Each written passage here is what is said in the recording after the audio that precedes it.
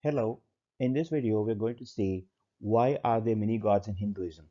We're also going to see what is a state of liberation, who can give liberation, and is such a state of liberation possible by only a few disciplic successions as claimed by every religion.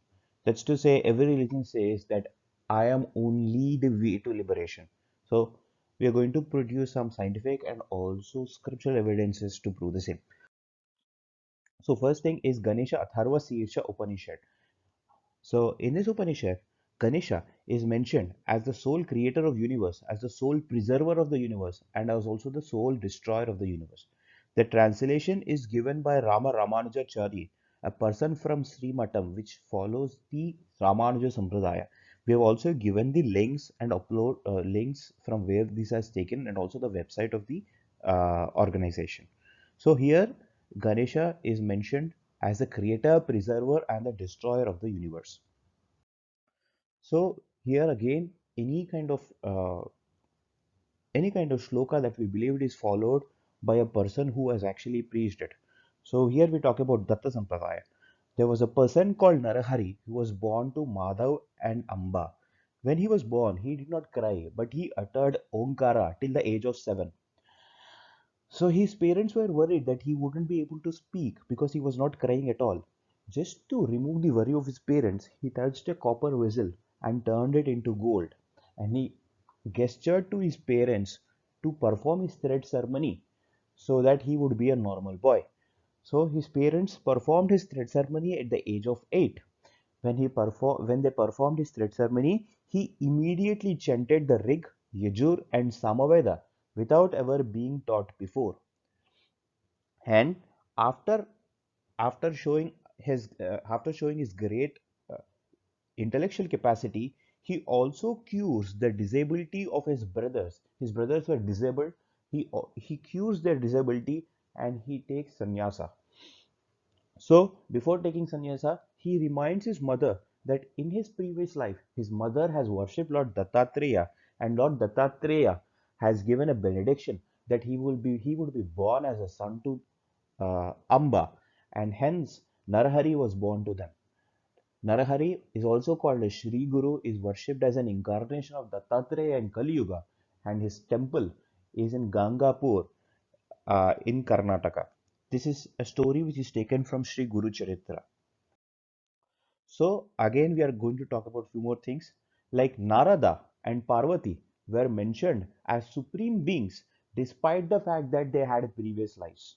So in Shrimad Bhagavatam, in Canto 1, third chapter, 8 shloka, Narada is mentioned as an empowered incarnation of the Supreme Lord Narayana. So, in the same Srimad Bhagavatam, uh, Narada also says his story of previous life to Vedavyasa. That's to say, Narada was born as a son of a maid servant in his previous life, and due to association with some rishis who were purified souls, he makes a penance to Narayana, and then in his next life he is born as the son of Brahma, and then he is called as a incarnation of Narayana. That's to say, he is called as incarnation of Narayana, even though he had a previous life as a normal human being, as a son of a maid servant. The same thing goes with the Lalita Sahasranama. The Lalita Sahasranama is a part of Brahmanda Purana.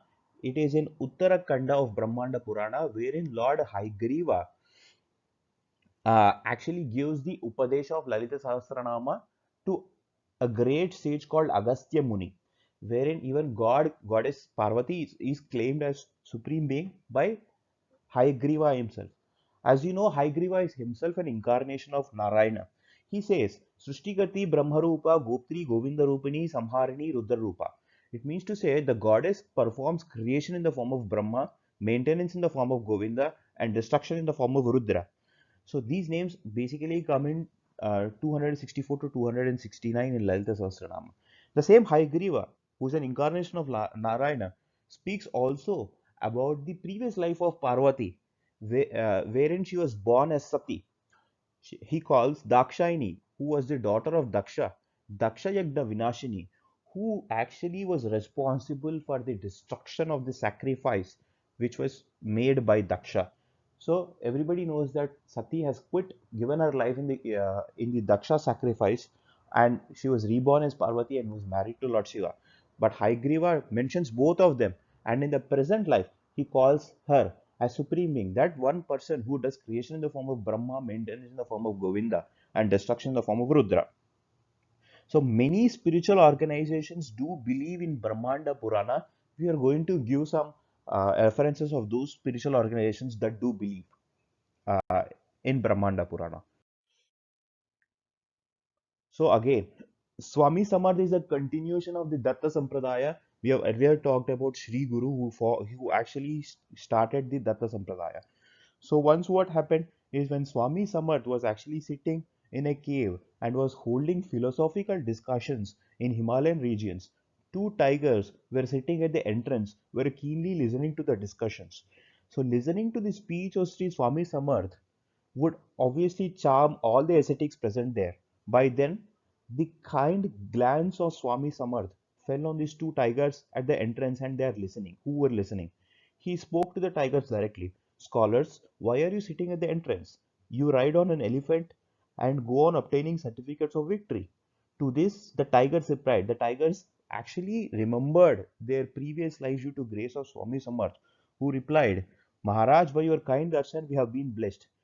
Kindly tell us as to why we have got this life of tigers.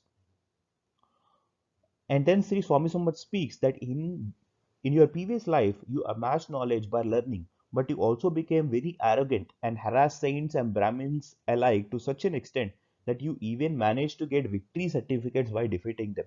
Your arrogance has given you this life of a tiger. Then they both lay down on the ground and began to plead. Then Sri Swami Samad says, in tiger's life there is no movement, but you will be born as Brahmins in your next life, and then by gaining knowledge and rendering devotional service, you can get liberated.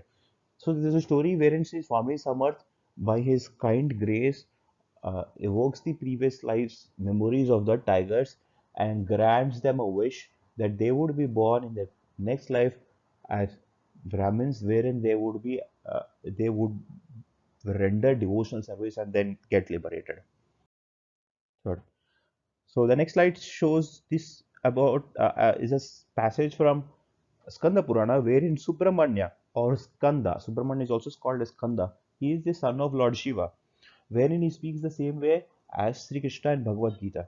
So there is a conversation between Subramanya and Veerabahu, who is the devote commander in chief of Subramanya. Subramanya says, among rivers I am Ganga, among revered munis I am Agastya. So this is somehow similar to what Sri Krishna says in Vibhuti Yoga of Bhagavad Gita. And also he says, among scriptures I am Bhagavad Gita. So there are also, if you want further references, it can be found in Skanda Upanishad. This dialogue is from Skanda Purana. You can type in Skanda Upanishad in Google and you can actually read. So Swarupa Mukti is a state where the Jiva attains the form of Lord. For example, all the living entities in Vaikuntha have similar form to Lord Narayana. In the same way, a Lord also has a formless form. God has a formless form. And Skanda too has a similar formless form as both as Sri Krishna. Because Sri Krishna and Skanda say the same thing. Okay, Sri Krishna also says the same thing in Vibhuti Yoga of Bhagavad Gita, which is not given here. You can actually go to Bhagavad Gita and read it. But Skanda also says the same thing as what Sri Krishna says, because they both have a similar formless form. Because this is a form of Swarupa Mukti which is actually achieved. So again, Sri Sai Baba is a continuation of Sri Swami Samarth. So this is a story wherein Vittal, who is Lord Sri Krishna himself, appeared to a devotee of Sai Baba. So Sai Baba actually was very fond of remembering God's name.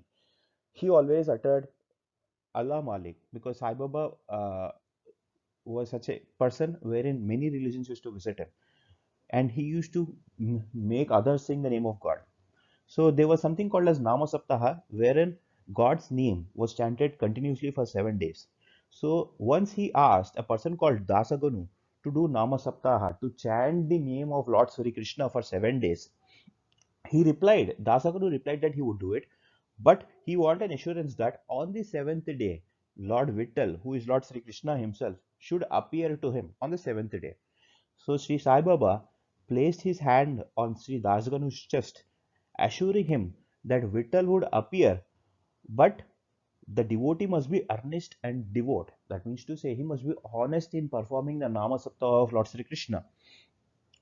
The, the Dankapuri of Dakurnath, the Pandari of Vittal, and the Dwaraka of Ramsura of Sri Krishna is here in Shirdi.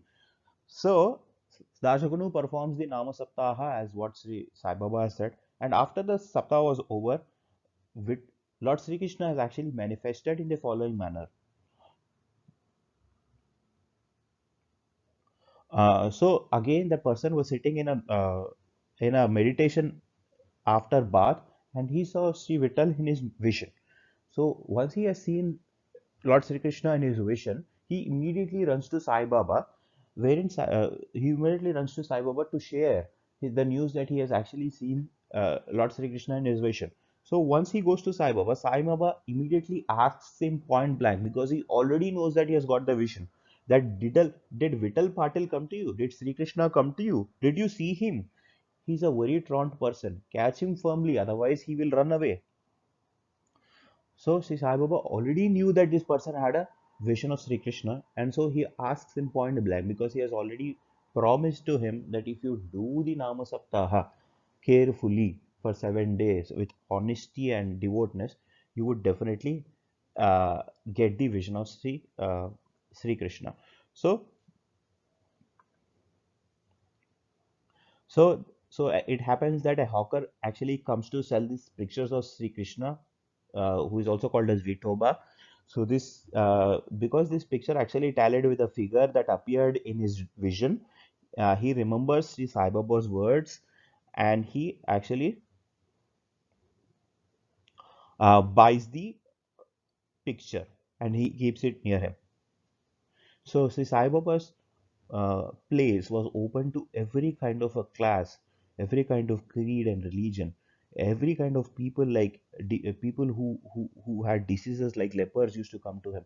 People who were considered untouchables at that point of time, they used to come to Sri Sai Baba because he was open to everybody. So he bought the picture of Sri Krishna and he placed in his shrine for worship. So here again we talk and about two major organizations that do differ in their philosophies. We are talking about belief systems. So here is the left side is about is a shloka stated by ISKCON wherein they believe that Sri Chaitanya Mahaprabhu is an incarnation of Sri Krishna. Earlier I have stated that Brahmanda Purana is something that is followed by many major spiritual organizations. Again, here we see the last in the left column we see last one. ISKCON also does believe in Brahmanda Puran and they cite a shloka from the same. However, they do not believe in Lalita Sahasranama, which was actually said, though both of the shlokas are from the same Brahmanda Puran. Okay, so in the right we find a shloka wherein Sahajanand or Swami Narayan is actually is actually with the sloka states that Swami Narayan is an incarnation of Lord Narayana, and BAPS is an organization similar to ISKCON where they build Akshardham temples, and one of the famous Akshardham temple is in Delhi. So they believe that Swaminarayan, who has actually started the group, is an incarnation of Lord Narayana. In the same way, ISKCON does believe that Chaitanya Mahaprabhu is an incarnation of Sri Krishna. Though these two organizations are two different organizations with different philosophical systems and beliefs, and they do not have this mutual belief system. So we have seen how Ganesha was mentioned as Supreme Lord, how Narada and Parvati, even though in their previous lives were normal people, were mentioned as Supreme Lord, and how Skanda says the same thing as Sri Krishna because he has achieved the Swarupa Mukti of uh, of of the formless nature of Narayana. The same way, Sri Krishna and Shiva are basically called as supreme beings in Gita and Bhagavatam. Sri Krishna says very clearly in Bhagavad Gita that I am the soul, O Gudakesha, he says to Arjuna, that I am seated in the heart of all creatures, and I am the beginning, middle, and end of all creatures. The same thing is said to Shiva by Brahma in Srimad Bhagavatam. In Srimad Bhagavatam, 4th canto, 6th chapter, and 46th verse, you see that Shiva is praised by Lord Brahma in the following way.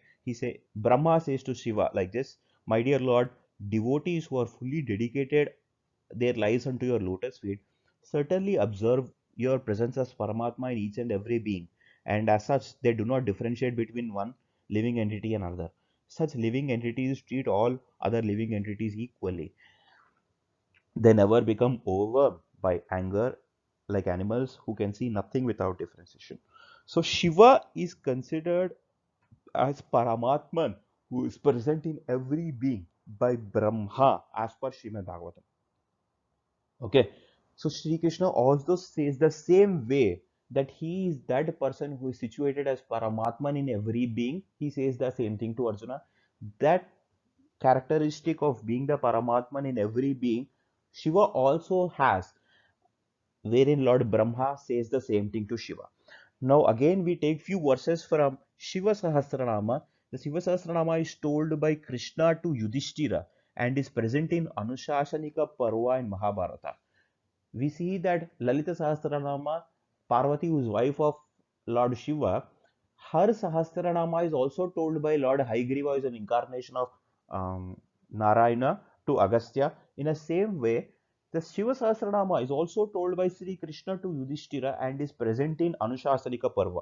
We know that both Bhagavad Gita and Anushasanika Parva are in Mahabharata, and both Bhagavad Gita and the Shiva Sahasranama are in Mahabharata. So he says Sarvatma, that means to say the one who is present in every being. He says Moksha Dwara Mukta Tejasa, one who is the entry point of liberation and who is also the eternal flame of liberation.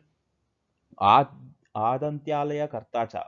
That's to say, who is the one who's the creator and terminator of universe. Sarvavasi, the one who is present everywhere. Paramatma, he is the supreme soul of all living entities. So Sri Krishna also says Shiva is Paramatma. Brahma also says Shiva is Paramatma. He is Nirvanam. Nirvanam basically means liberation or the ultimate absolute paragati. He is the path of attainment. So we see that Sri Krishna says that he is the Paramatma in every being. Brahma says the same thing to Shiva, that he is the Paramatma in every being, and Sri Krishna says that Shiva is the uh, uh, person who is the Moksha Dwaram, who is the entry of Moksha. So again, Parvati and Sri Krishna are mentioned as doors to liberation. So Sri Krishna says to Arjuna that Sarva Dharman Parijitya Mamekam Saranam Vraja Ham Tva Sarva Papebhyo Mokshishyami Masuchaha. If you give up the fruit of all duties to me and take refuge in me, I will liberate you.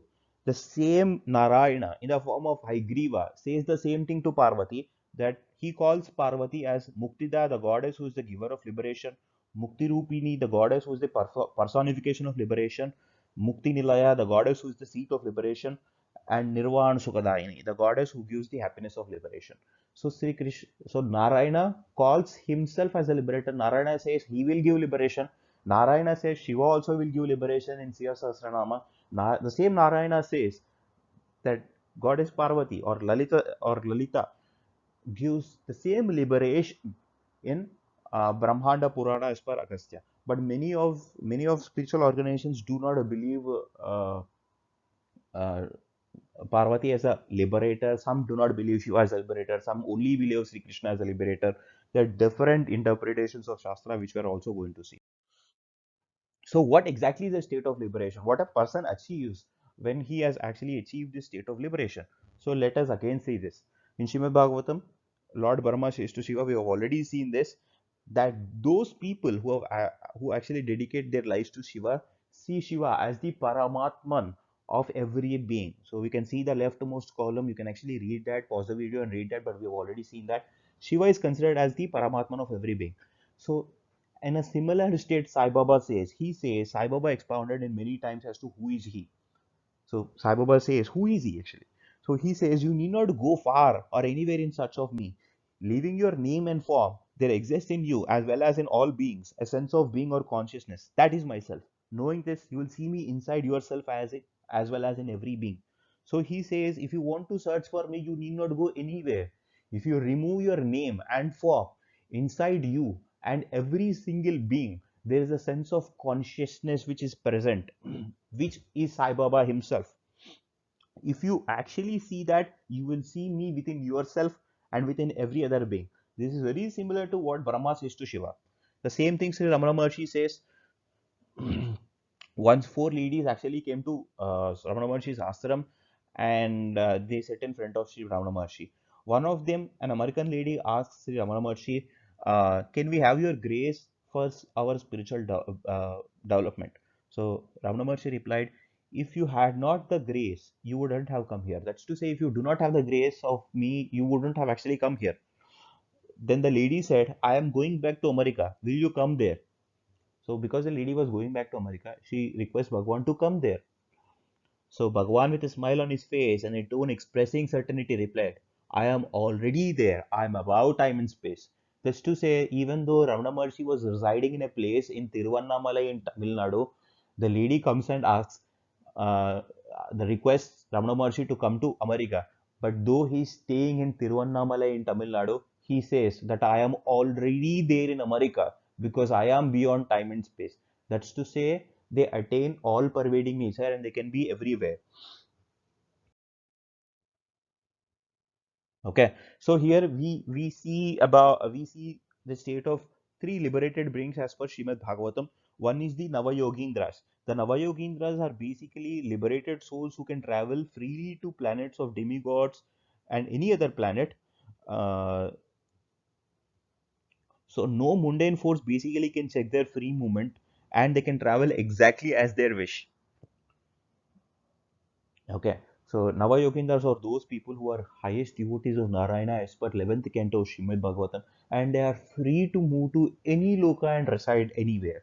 The same way goes with Kumaras in Srimad Bhagavatam 4th canto 6th chapter, wherein you see Lord Shiva was sitting and was surrounded by saintly people like Kuvera, and who is the master of Guhyakas, and the four Kumaras who are already liberated souls. So the Kumaras were actually called liberated souls who were already liberated souls as per Srimad Bhagavatam. So the Kumaras actually are free to move anywhere. They go to Vaikuntha, they go to Shivaloka, and they go to any other loka. Here they were actually in Shivaloka with Shiva, and they were called as already liberated souls. The same thing goes with Valmiki Rishi. Valmiki Rishi. So Brahma, this was told by Brahma to Valmiki in Ramayana, first canto, second chapter, 37 shloka.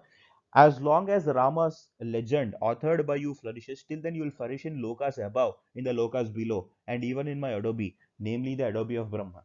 That's to say, Brahma gives him a benediction. Brahma gives him a benediction that if, because Valmiki was writing the uh, scripture of Ramayana, he gives a benediction to Valmiki that as long as this Ramayana exists, you can actually move to any loka above, any loka below, and also to my loka. So again, let us talk about liberation, which was told in Nammalvar. Nammalvar is a very great, the highest of Alvars as considered by Vaishnava traditions. He writes in Tiruviruttam in verse 79. He writes in Tamil basically, those who are always worshipping him are greater than those who are in Sri Vaikuntham. The translation is given by Srimatam, a subsidiary of Sri Ramanuja Sampradaya. He says that they are those people who always worship the Supreme Lord. They are those people who are greater than Sri Vaikuntham. Okay, because we have seen there are stories of Jaya and Vijaya wherein they are cursed by Kumar. Jaya and Vijaya are doorkeepers of Vaikuntha, and they are cursed by the four Kumaras and they come down. So there is a possibility that those people who stay in Vaikuntha can come down to earth due to some reason. But those people who are always worshipping them are greater than those people who are always staying in Shivaikuntam. So let us analyze. Jivan Muktas like Hanuman, Vedavyasa, and Narada are not in Vaikuntham but have a higher state as per Nammalvar. However, the doorkeepers of Jaya and Vijay had to take human demonic forms due to curse of Kumaras. It's a big story. You can actually read it in internet. The same way, Garuda and Narada are actually free to move and reside in any loka and At numerous times, we see them coming down to earth when Narayana comes down to it. So Garuda stays in Vaikunta. So whenever Narayana comes down as Rama and Sri Krishna, he comes down to Rama to meet Rama in Yuddhakanda in Ramayana. In the same way, he comes down to earth to carry Sri Krishna wherever he goes. So Garuda's happiness is not disturbed. That's to say, he's not happy when he's in Vaikunta, and when he comes down, he's not feeling sad. That's to say, they are beyond, their happiness is beyond any loka, and this is the state of any Jivan Mukta. They attain all pervading nature, as what Ramana Maharshi says. They are free. They are free to move to any loka and reside in any loka, and they are always liberated souls. Nothing can actually check them. So again, so there are certain people who believe that God only accepts worship from their own religion or their own faith or four disciplic successions that they believe in. But this is not true. Let us prove it logically. So Bhagavad Gita clearly speaks about previous birth. That's to say, whatever we enjoy in this birth, our good deeds are that we have done in previous birth. If you are getting a disease now, you have done something in your past life wrong, and that's why you are actually yeah, suffering it. So let us understand this. There are presently 200 countries in the world, and every country has a president, prime minister, ministers, governors. They have states, they have state ministers, they have cabinet ministers. So to become a president or a cabinet minister or a state minister, you need to do something in your previous life, right? They should have done a lot of virtue in this previous life so that they have achieved these positions. So do all the presidents of the world, all the ministers of states of every country in this world, they should have been born as Hindu in India to become a president or a state minister. So do you think that all these people who are there in the world, do you think that is it possible for them to be born as Hindus in their previous life in India? No, it is not possible. Same way, just think, these kings and ministers existed for the past 2000 years, and they belong to different religions, because Hinduism is only there in India and Nepal, and the rest of them, we have different faiths and different religions.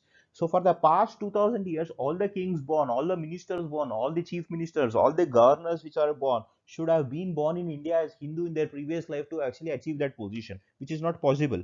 In the same way, all the rich traders, all car owners, all home owners who have a home of their home, sorry, who have a home of their own, they should have been born in as Hindus in previous life in India to basically achieve that state in their uh, in their present life, which is not possible. So, a belief that God accepts worship from three, four disciplic successions is not true. Many people believe it. It is not true. We also show some script evidences for the same. So, again, this is a word from Kanchi Mahaparyava and Ramana Maharshi. Both of them say that there is no need for anyone to leave their religion, and everybody believes that their own religion is great. But uh,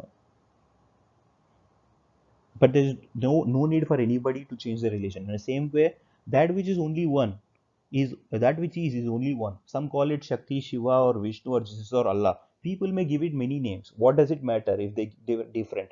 That which is only one. That's to say, whether you call the same God in different names and different religions, you are worshipping the same God, and God has no problem with it.